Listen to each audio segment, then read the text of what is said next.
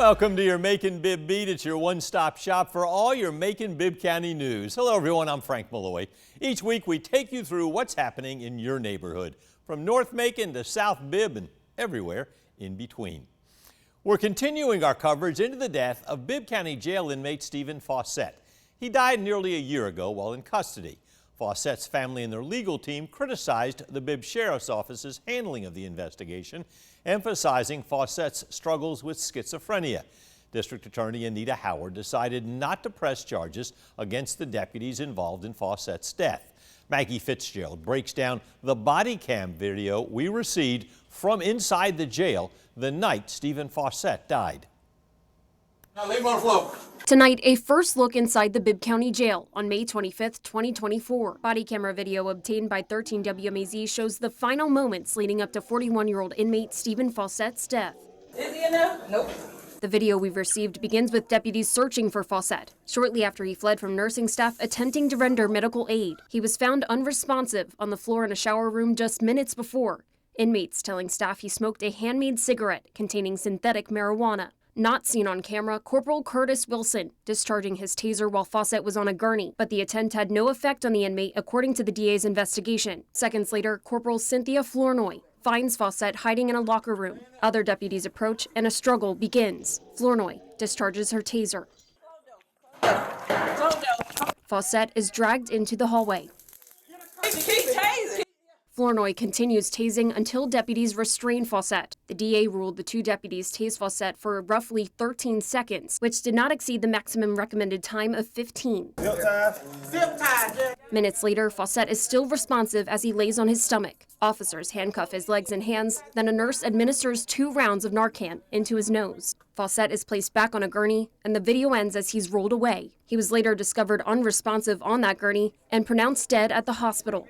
Fawcett's brother Keyshawn and the family's legal team told us last week they saw some of that footage reviewed by the DA. Because I don't know if I saw the full time of when they put him on a gurney to his passing was, in the moment it felt like forever. The Fawcett family attorney told us they did receive the body camera footage. The sheriff's office told us the deputies involved are still employed. The sheriff's office also conducting an investigation into disciplinary action that day. Tensions are boiling over at the Macon Water Authority as members clash over money, politics, and race. Chairman Gary Bechtel defended how they're operating and handling their money. It comes after board member Elaine Lucas criticized leadership and recent rate hikes. Maggie Fitzgerald breaks down the news conference where both Bechtel and Lucas spoke. Ms. Lucas has been in politics too long, enough to know how to count votes. And 5 beats 2 any way you frame it. Tonight, the majority of Macon Water Authority's 7 board members showing support for CEO Ron Shipman. Chairman Gary Bechtel called for a news conference Thursday to respond to claims made by District 1's Elaine Lucas. Ms. Lucas has accused myself and the staff of discriminating against her and Mr. Brown because they are African American. That is ridiculous on its face. Last week, Lucas claimed the authority's staff is misusing credit cards and violating purchasing rules, singling out Authority President and CEO Ron Shipman. Bechtel today released an audit by a local firm going back to 2022 that says there's been no misuse of funds. Therefore, he says there is no need for an outside investigation into Lucas's claims. The Macon Water Authority is fortunate to have a professional with integrity and the stature of Ron Shipman, and gladly give him our full support. Bechtel spoke for 10 minutes, took questions from reporters, then walked out of the room, followed by the other board members except for District 2's Desmond Brown. Lucas took the podium to repeat claims made from last week that the board avoids transparency and fails to hold leadership accountable. This illustrates that there's some real concern that we have in Macon-Bibb County. And I've served you long enough that I can just smell corruption. As of Thursday, Lucas says she's still not submitted a formal request to the district attorney for a grand jury investigation. Despite the allegations, Bechtel and the 4 other authority members say they support Shipman 110%. Do not get distracted by the noise that is coming from some of our authority members. It is not constructive. It is potentially damaging. In Macon, Maggie Fitzgerald, 13, WMAZ News. Gary Bechtel also mentioned they are drafting a new P-card policy that will be reviewed at their next board meeting in May. He also claimed Elaine Lucas violated their bylaws by proceeding with her remarks without the chairman's permission. Structural issues at the Amerson treatment plant have former and current Water Authority members pointing fingers. We told you 2 filters and 2 traveling screens at the plant are currently out of service. The engineering team blamed a lack of maintenance by previous management, but the plant's former director told us he reported those problems and asked for money to make repairs. For some reason they weren't, whether they didn't want to spend the money, whether they didn't think it was necessary.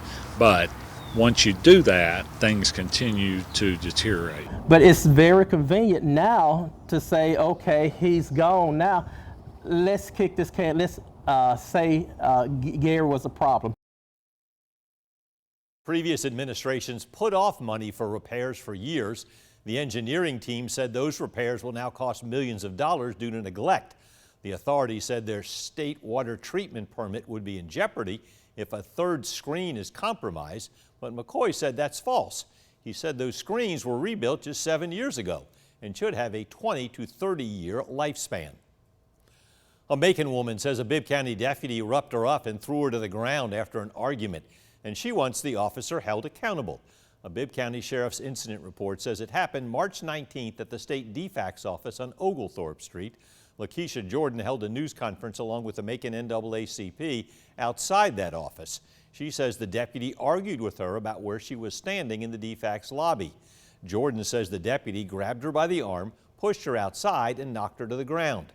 Local NAACP President Gwinnett Westbrook says right now it is Jordan's word against the officers because the officer did not turn on his body camera. And then there's some concerns with them.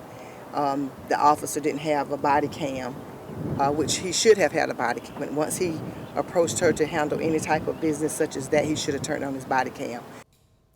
The incident report says Jordan was charged with disorderly conduct and obstructing an officer. We reached out to the Bibb County Sheriff's Office. They tell us they are looking into what happened. Over the weekend, 50 people packed the Douglas Theater for the Macon, Georgia Guns Down Power in Words Change in Action event. Community leaders, businesses, local radio stations gathered to give people an outlet, from boxing demonstrations to panel discussions and poetry. The free event offered alternatives to gang involvement and gun violence. Robert Collier says these are necessary tools, especially for young people. Being an example, a positive example, and I wanted him to see positive people trying to make a positive change. And I would say that my takeaway is I was looking for hope, because sometimes we feel hopeless. One of the main ways to get into and out of downtown Macon back open. The 2nd Street Bridge was shut down for about 2 weeks after the Georgia Department of Transportation said an equipment truck crashed into it, prompting repairs to the bridge's beams. The bridge opened up last Wednesday morning. The reopening will make it a lot easier for folks to get into and out of the downtown area. A Rutland middle school teacher out of a job after writing a racial slur in her classroom. The Bibb School District said they planned to fire Elizabeth Finch, but she resigned instead. District leaders tell us Finch said she intended to have a, quote, teachable moment to address a student's question about cultural damages. But it caused a stir after students posted photos and videos from the class on social media. The letter to Finch from Superintendent Dan Sims stated, "Your decision was grossly inappropriate. It was not a part of your lesson plans and caused offense to your students and the community." The district also said they reported Finch to the state's Professional Standards Commission for violating the educator's code of ethics. Bibb County school system still talking about the possibility of moving towards school consolidation. It's been a topic for almost an entire year.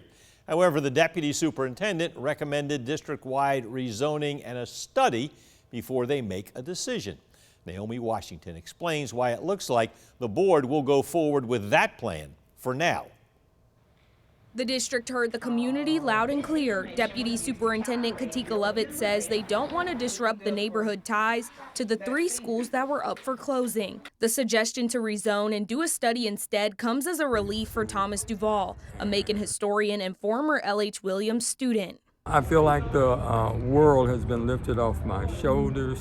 Duvall is happy he spoke out so much during the process, and he's glad others showed up too. We cannot afford to lose iconic historic institutions like L.H. Williams School. That is our community. Lovett says rezoning is a safe option right now because declining enrollment is not yet severe and the buildings are in good condition. School Board President Murtish Johnson says she wants to go with the option that won't disturb students. I might be likely to vote rezoning because it does less damage to the community. I think the community might be more inclined to go with rezoning. So I want to do what is right by the community. But the full-time enrollment challenge doesn't just disappear. The district risks losing federal funding for schools with less than 450 students. Superintendent Dan Sims says the extra time to decide will be beneficial. While schools may not hit the 450 mark, they will be very close. We have to account for the potential for growth. I'm aware of potential that is in the Pleasant Hill community, in the South Bibb, the Rutland zone, as two examples. So it actually will be good practice for us to leave some space in our schools in order to accommodate for that. Board President Murtish Johnson says the district may have some more community meetings to hear how people feel about rezoning. Whatever action the district takes, it would be for the 2026-2027 school year. Many families feel the pinch at grocery stores. They certainly felt it this Easter season. It wasn't just the cost of candy. Egg prices driving up the cost of a lot of grocery bills.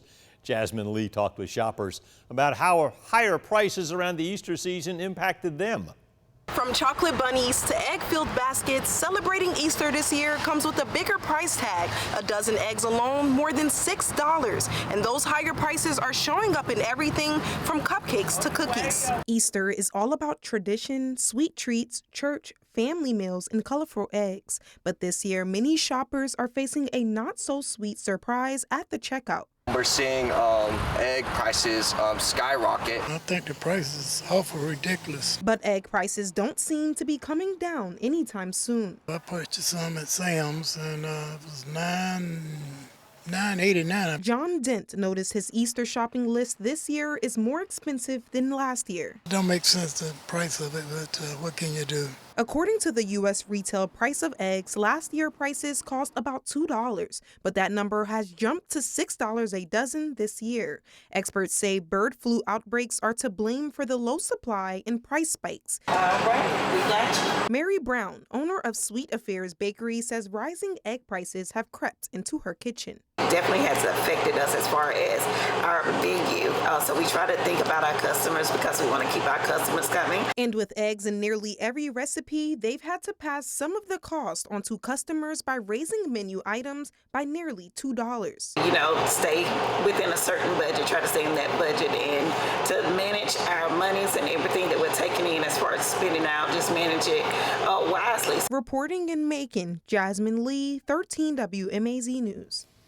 Now, the prices didn't dampen the Easter fun, making children hunted thousands of eggs at the 41st annual Easter Fest. The Easter Bunny was there. There were pictures with families. There was bounce houses and all kinds of fun events. That's why we do it. We have these young kids come out. We feed them. We make sure they're straight. We got their parents with them. So we've been very blessed to be able to give back to the community. More than 20 community groups joined in on the fun, from the Navy to local mentors, mixing fun with a lot of community spirit. The Easter sunrise service at Coleman Hill was certainly a joyous occasion, one of the staples of Easter in Central Georgia, hosted by Mulberry Street United Methodist Church, with the tradition dating back to 1917. The community gathered to celebrate Easter as the sun rose over downtown Macon. The special service featured music, scripture, and reflection. Dozens came out with chairs and coffee in hand, enjoying both the message and the beautiful spring weather. I think it's special, especially today, for people who don't have a home church and people that don't have anywhere to go, or maybe family. And it's just a gathering of Macon, and I think it's really special. I saw my son telling his little girl how to read the hymn, and I thought, oh gosh, I did that a long time ago with him. So very sweet, yes. The service was led by Reverend Sarah Montgomery, Reverend Amanda Schuber, and Reverend Peyton Stone. It featured a live soloist and a violinist. In Macon, a 6-year-old with autism saw a mini bike go by his home, and he wanted to see more. Seeing how hopeful that made him, his mom put out the word in an effort to make his dream come true. Camila Williams shares how friends, neighbors, and car enthusiasts all pitched in to make it happen in a story that comes straight from the heart. For some, these sounds are loud and obnoxious, but for 6-year-old John Lewis or John and his brother Leo, it's music to their ears. But the story of how a couple of car clubs drove down Parkwood Avenue on a Saturday morning doesn't begin here. He was sitting outside and one mini bike went by, and he wasn't coming in until he seen another cool car. He had been out there like an hour, and I was like, John's mother, Heaven Smith, didn't want her son to be disappointed, so she reached out to a community she hoped would drive through. I posted in our Central Georgia Car Club group and said, hey, if anyone has any spare time, could you ride by, make some noise for my son? And the cars drove by, but this time they made even louder noise and brought even more cars. There's huge cars coming the way. Yep. Drivers brought their big cars, small cars, and fast cars. And Mustang. And one car club, Impala La Familia of Macon, knew what it meant to serve others who are different from them. It feels awesome. We love doing stuff for the community, for kids, so stuff like this is what we customize our cars and everything for. All 3 of Smith's kids have autism. She says seeing John and his siblings happy makes her a happy mama. I couldn't have asked for more. And John and his brother couldn't have asked for more either. In Macon, Camila Williams. Thanks for coming. 13 WMAZ News. Now, during the event, Bibb County Coroner Leon Jones presented Smith's son with a plaque recognizing April 12th as Classic Car, Truck, and Bike Day. Macon's Longleaf Distillery celebrated its 2nd-year anniversary recently. They're one of Middle Georgia's only craft distilleries making only spirits, and they make over 20 varieties in-house. The company is named after the longleaf pine tree, and they've partnered with Mercer University to rebuild the local pine ecosystem. Longleaf pledging to plant a longleaf pine tree for every single cocktail they sold on their anniversary. Just really learning more and more about how this industry works. We're getting better at making our spirits, and our products keep getting better and better with every batch. And honestly, we've just been taking a lot of feedback that we get from our community and trying to put it into action in our products. Get ready to rock out this October in Macon. The Tedeschi Trucks Band and Government Mule teaming up for a powerhouse concert. The bands feature former Allman Brothers band members. Derek Trucks, who leads the Tedeschi Trucks Band, joined the Allman Brothers Band back in the 1990s. Government Mule frontman Warren Haynes played guitar with the Allman Brothers. They'll be joined by Dwayne Betts and Palmetto Motel, bringing Southern rock royalty to the stage. It'll happen at the Atrium Health Amphitheater on October the 11th. Catholic-inspired organization Daybreak is known for helping the homeless community. This week they are remembering Pope Francis as a leader to all. Naomi Washington shares how their sheltering statue has a unique connection to the Pope. When Macon native Jeff Batcher thinks of Pope Francis, he can't help but think about his personal encounter with him. Batcher says he was at the Vatican in November 2022, just feet away when Pope Francis blessed the original sheltering statue. When I was there, I said, there's got to be a way with what we're opening up in Macon, I can get the first statue outside of the one at the Vatican in Macon, Georgia. He did just that. Batcher befriended the sculptor Timothy Smolch and convinced him to make this one just for Macon. It shows a dove pulling a blanket over a homeless person. When he blessed the sheltering statue, which is to give an explanation and some notice and some identification of the plight of the homeless. Daybreak director Sister Deborah Malott calls Pope Francis not just a Catholic leader, but a leader for the world. He reached out to so many people and he crossed so many boundaries that he was just beloved by many people. She says Pope Francis believed in being generous to people struggling with poverty. He called everybody to work for the common good, and he encouraged people of all faiths to work together for the common good. And that's what we do every day here at Daybreak. Pope Francis is gone now, but his legacy remains in Macon through this statue.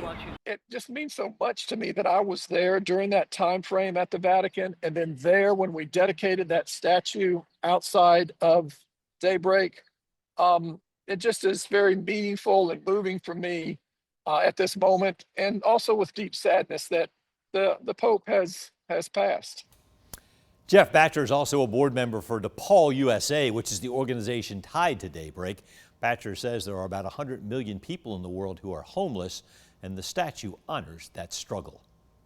That is the final note in this week's edition of the Macon-Bibb Beat. If you have a Macon-Bibb County story you want us to share, email us at news@13wmaz.com, and make sure you come back each Wednesday to get all the news and stories that matter to you.